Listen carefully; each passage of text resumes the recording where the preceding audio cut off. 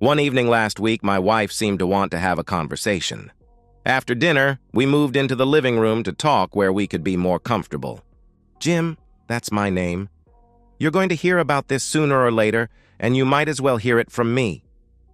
That was an eyebrow-raising way of starting a conversation. Our sister-in-law Susanna told your brother today that she was going to take a week's vacation with a man who she works with. She says it's an exciting trip that she just can't pass up. So she wants him to give her a hall pass. I was stunned, although I was relieved that it wasn't my wife, telling me right to my face that she was going to run off and cheat with another man. Your brother told her that it was unacceptable, that he would not allow her to cheat on him like that. She gave him the usual rationalizations for how it would improve their marriage, how it wasn't really cheating, and that if he would just keep his little ego under control, this would be nothing more than a short break in their marriage, and she would return to be an even better wife to him. As soon as she mentioned my sister-in-law Susanna telling my brother to keep his little ego under control, I spaced out into a memory from years before. Before I met my wife when I was taking college classes and in a relationship with a woman who I thought would be the love of my life, my soulmate, my one and only. I'm Jim Handel, spelled just like the famous composer, but alas, not related. I was not trying for a regular degree in college. I was just taking classes that would help in my musical career. Nor was I trying to become a world-famous musician. I really didn't have some of the tools like large or very fast, flexible hands for piano. On the other hand, I was even then making my living as a musician. That meant a lot of different little jobs, and always looking for new things to do for the almighty dollar. There were 2 churches that I played for each Sunday. They held services at different times. One, I played traditional church music on an organ, and the other where I played on a keyboard with a Christian band that played up-to-date Christian rock. That was a lot of fun. I also accompanied choir practice at the more traditional church in the middle of the week. The Christian rock group rehearsed together on a different evening. I accompanied voice and instrumental students at the college. A lot of small things, making about $25 per hour, which was pretty good money for a musician, just 20 years old, who hadn't even finished a degree. I wasn't working 40 hours a week, but at my rate I could afford not to. But some of my biggest moneymakers were playing bassoon and making a circuit of 45-minute musical appearances at over 55-year-old adult communities and independent living facilities. I didn't charge a fee for those performances. I just took tips. I also sold CDs of the music that I performed as well as other pre-recorded sets of piano music. I had hundreds of pieces recorded in my home studio, both piano and synthesizer. I could sound like a solo piano or like an orchestra. Those CDs cost me about 50 cents to make, labels and cases included, and I sold them for $10. I created new ones for every time I made my circuit, usually 4 times a year. I had a group of followers who bought one of each of them when a new one was available. Enough about how I struggled to scratch a living in music. How did I meet the expected love of my life? It was at the college. I was playing bassoon with the orchestra. The piece that we were playing was an original composition by one of the music faculty, a piece that would be played once at the concert and most likely never again. But then I changed hats. I was playing the Grieg piano concerto for the orchestra to practice with. For the actual performance, they were bringing in a semi-well-known young pianist who had won one piano competition or another. Granted, I was playing with music, not from memory, but I was also accustomed to following the conductor since I normally played with the orchestra. The concert was a success, and as I predicted, the original piece by Dr. Theory was played for the first, and as far as I know, last time. It wasn't really that bad. It was just not an especially memorable work. A stronger melody would have helped. But the fun was when the guest pianist played the Grieg. His playing was exquisite, but he was often a little out of sync with the orchestra. He just needed more experience playing along with a conductor, not just playing on his own. It wasn't a disaster, but people in the audience could hear it. Oddly, the conductor had asked me to hang around backstage with my copy of the concerto during the performance. He claimed that he wanted me to write a critique of the performance. I suspected that he was worried that our guest performer might collapse and that I would be there to step in. Everything went well enough, though. I was also invited to the post-performance party held at the college president's mansion. That was when Jane, the first chair violinist, also known as the concert mistress, approached me. To be honest, I didn't think that Jane even knew who I was. I don't think that she had looked my way twice. First, she was a beautiful redhead with blue eyes and a trim figure, and she had never needed my services as an accompanist because her well-known violin teacher would usually play for her when she needed an accompanist. Second, I was in awe of her skill with her violin. I didn't usually attend student concerts, but I did hers. She was destined for one of the major orchestras. Perhaps not as a famous soloist, but good enough to play in the first chair section. "We would have been better off if you had played instead of the doofus who they brought in." I was a bit startled by her observation. "Well, he needs more experience. He's probably played by himself for years, and accommodating yourself to a large group isn't easy for someone who hasn't done it before. That may explain why he is playing with our college orchestra and not one of the major symphony orchestras to get a little seasoning." She smiled. "That's very generous of you to say, but the school could have saved some money and gotten a better concert by having you play." Then she laughed. We ended up talking together for the rest of the party, despite several men from the orchestra who approached us trying to horn in and get her attention, and after things broke up, we made our way to one of the 24-hour cafes that were in the college neighborhood. From then onward, Jane and I were a couple, an exclusive couple. While I don't harp on it, we had an active and varied intimate life. I had enough experience to know that Jane was a sexual woman, open and desirous, and who enjoyed our joinings as much as I did. We were so much more. We became a duet. Jane joined with me playing for my circuit of performances, and we recorded our duets in my studio. We split the money, which meant, to be honest, I was getting a smaller share as a percent, but with my beautiful redhead violinist, we were making more in total, both in tips and sales of CDs. We were also getting requests to play for events and parties that I hadn't been doing before. We were a team in every way. We would be making a bundle on social media these days. Of course, we both played and worked independently as well. Sometimes we would both be playing with professional orchestras. Other times I might be playing and Jane not, and vice versa. My epiphany came one evening when my beloved Jane asked me to meet her at a pizza place we often frequented. After we had eaten, she took both of my hands in hers and began the sales pitch. She wasn't breaking up with me, she told me. She just needed some time to explore other people. It would do us both good, and we would be better than ever. I agreed, didn't I? I suspect that in her mind, this meant that she would try out other men, while I sat at home pining for her and not exploring other women. I argued my points back. I didn't think that any good would come from her going off and dating other people, and to my mind, that would end our relationship. If we weren't going to be exclusive, then there was no longer an us, just a me and you. At some point during our discussion, meaning her telling me what she was going to do, inevitably came the line, "Don't let your delicate little ego force us to split up. I'll come back and still be there for you." As soon as she told me not to let my little ego interfere with her plan for the future, I went silent. Then I excused myself and left. Thank God we weren't living together, so I could go back to my place by myself. When I thought about what she had said, my internal alarm bells were going off to high heaven. Keep my little ego in check? Indeed. What is a person's ego? It is their self-image, the way that they see themselves, their skills, their strengths, their very being. In my case, I saw myself for what I was, an adequate musician with more hustle than most of my contemporaries. A decent-looking guy who had never had a lack of women in my life. Most of the time, like Jane, women would initially approach me. I never pursued them. Pursuing a woman was almost always a losing strategy.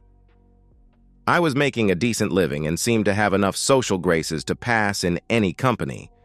It raised the question for me, Why was I supposed to accept Jane damaging and diminishing my ego in order that she could enhance hers? My ego was a self-defense mechanism. My ego was the voice that let me argue for my point of view when I thought I was right. Heck, I sometimes argued with the orchestra's conductor when I thought he was getting the tempo wrong, or when he thought that the bassoon was supposed to come in, when, by my count, we still had a measure of rest. My ego let me take a stand on things both big and small. But my ego was also sturdy enough that if I was corrected and had been mistaken, I accepted the correction and moved on. By the time I went to bed that night, Jane had tried to call a couple of times, but I just let them go to the answering machine without listening to them. I always kept the volume on the machine low and often completely off, so when calls came in during times when I was giving lessons, they wouldn't interrupt. I didn't know if she had indeed followed through and gone out with whoever she had in mind. I had, by that time, lost any curiosity about it. Maybe it was telling that I was more worried about who I would get to replace her when I started my next round of performances at the old folks' communities. I had about 3 weeks to find her replacement and get together for enough rehearsals to put on a satisfactory performance. In addition, to really make money, I needed to have time to put together music on my digital audio workstation and turn out some CDs. By the next morning, I had my solutions ready. I knew a flutist who was, like me, always scrambling for money. She was a great flute player and very quick to pick up new music. On top of that, the flute is a C-based instrument just like the violin, and played in roughly the same range. I wouldn't even have to adjust or rearrange the music we were going to play. The flute player I had in mind was named Monique, and she answered the phone when I called. At least she knew who I was. I told her that I had a potential music deal to make if she was interested. She was. We met at lunch at a small cafe not far from the music building of the college. All the music majors knew where it was. We got there a bit before the lunch rush. I explained what I was doing and why I wanted her to play with me.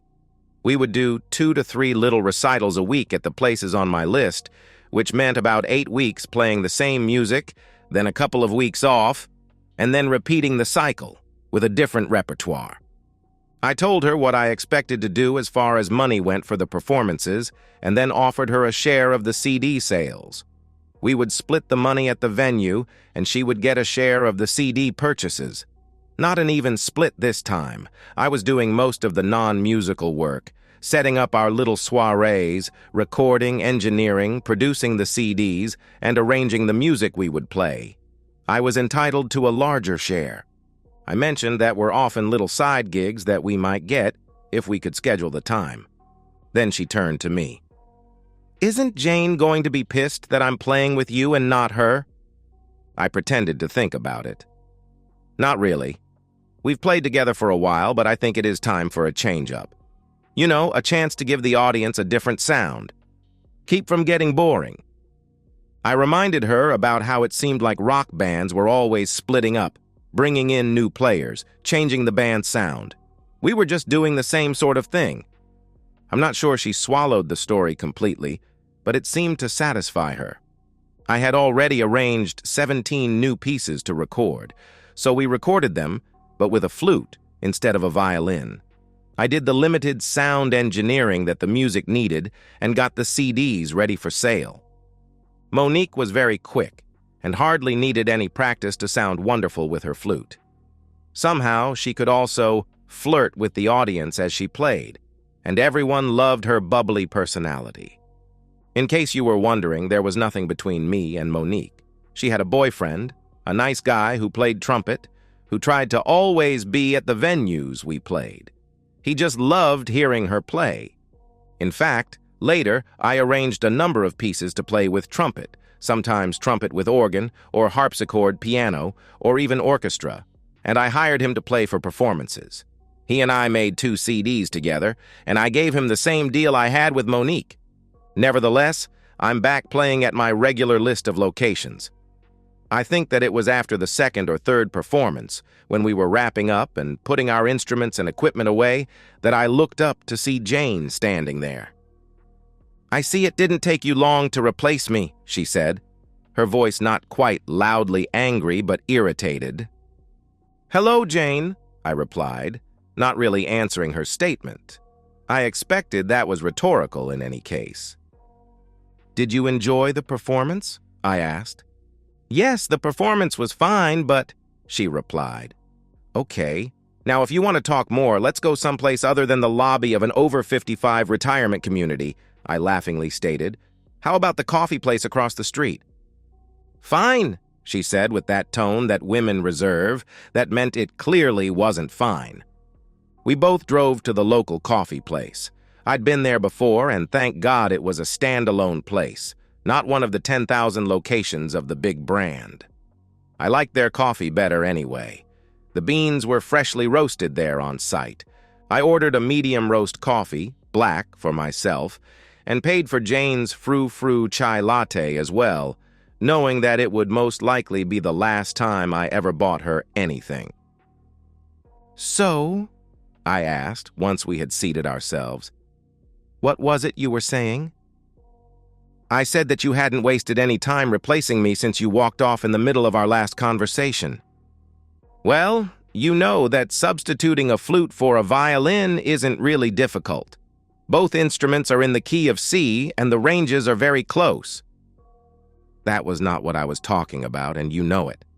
I mean that you've ghosted me and found a new girlfriend, and you did it so quickly that I wonder if you weren't seeing her even before you walked out on me." "Do we have a little bit of projection there?" I laughed again. "Monique is not my girlfriend.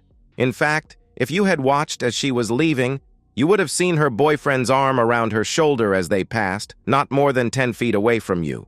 So that leaves my substituting a flute for your violin to consider. I must apologize, though.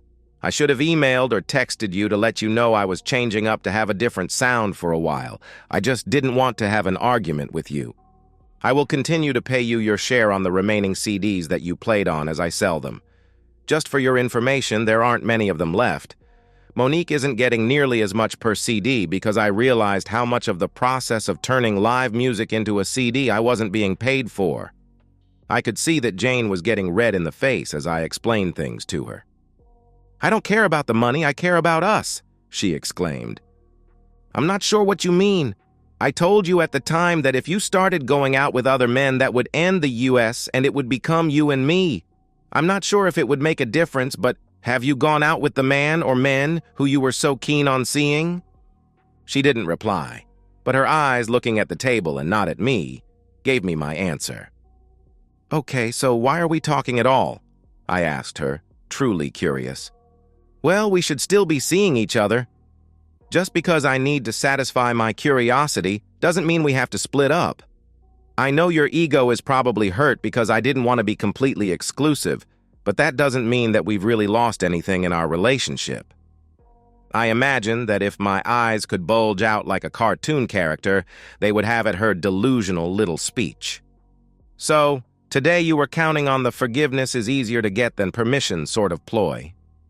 I chuckled a little at my own wit. I sat there quiet for a moment while I took another long sip of my coffee and considered my reply. Jane sat there quiet as well, knowing that her admission to dating other men was honest but not favorable. "After you laid your position down to me, I left and went back to my place to consider just what you were saying. I know that much of what you were saying involved intentions. At the end of the day, though, it isn't intentions, but actions that speak the truth. I think that economists call that revealed preferences. I consulted with my ego, that you think so poorly of, and by the next morning, I had come to some conclusions. The problem wasn't that my ego was so delicate or too sensitive. The problem was your ego was overblown and arrogant. I think that the word for it is egotistical. Well, that and narcissistic. Your expectation was that you could get away with anything because you had me cowed. Alas, I must admit that I was in part at fault. I had spoiled you. I had offered you more than you had earned of my affection, as well as the fruits of my musical insights and labor. Now, I am the first to admit that you are an excellent violinist, but you were always replaceable. There are at least a dozen other fiddle players in the music department who could fill your shoes. The music we were playing just wasn't that difficult. You are aware of why I chose you to play with. You were not just a fine violinist, but a beautiful woman who I thought was a potential spouse, a soulmate. But you sitting me down and treating me like a child who would accept your behavior without complaint was over the top. My ego told me something else. I am just a better person than you. I'm more loyal, I'm kinder, I'm more considerate, and I'm just as good a musician. Certainly more versatile. I concluded that I was better off without you than with you. You are beautiful on the outside, inside, maybe not so much. But there's a lot of fish in the sea, you know. As Kipling once wrote, a woman is only a woman, but a good cigar is a smoke. Lord, I love that poem. She cringed a little hearing Kipling's line. In fact, you might be surprised at some of the women who have approached me since we went our separate ways. It might interest you to know that your violin teacher, the fabulous Madam Kim, approached me to ask me if she could play with me and record some of her favorite pieces for violin. We may do it when I have some time. Jane was sitting there with tears in her eyes as I related my thoughts to her. But when I mentioned playing with Madam Kim, she openly burst out crying. I got up and sat next to her and hugged her until she calmed down. Please understand that I'm still fond of you, and if I need another violinist, you will be first on my list, I lied to her.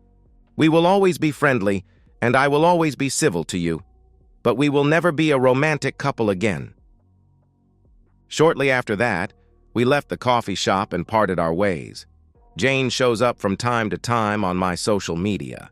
She went to the East Coast, where she was hired by one of the big city symphony orchestras, and she teaches violin, both at one of the local universities and private lessons. So far as I can tell, she has never married. I met my future wife at an event where I was playing together with a cellist, a man. My wife is not a musician, she's an accountant, but she enjoys my music and has supported my music career. Speaking of which, although I still play a lot of gigs, I have been making most of my money from sales of my recordings on the internet and selling my published arrangements of duets for different combinations of instruments. Back in the present, I vowed to speak to my brother about trusting his ego and letting Suzanne know just where she stood, as opposed to where she thought she stood. My brother Robert and his wife Suzanne lived in my old house, which I had acquired while I was in college, and making my money by playing whenever I could. It wasn't anything to brag about when I bought it, but with Robert's help, he worked in construction and knew how to do everything from electrical to plumbing to drywall and painting. We remodeled the kitchen, the baths, and modernized the house inside and out. I rented it to him at my cost for the mortgage, utilities, insurance, and sundry. The result was that Suzanne had no claim on the house. They had no children yet. They had been considering them when she came home with her "I'm spending a week with a guy from work" turned out to be her boss. What a cliché. They had some money in the bank, but not enough to worry about. Splitting would be easy, cheap, and fast. I explained to him why his ego was his friend. Then we downloaded divorce papers off the web. It could be cheap if she didn't contest it, and why should she?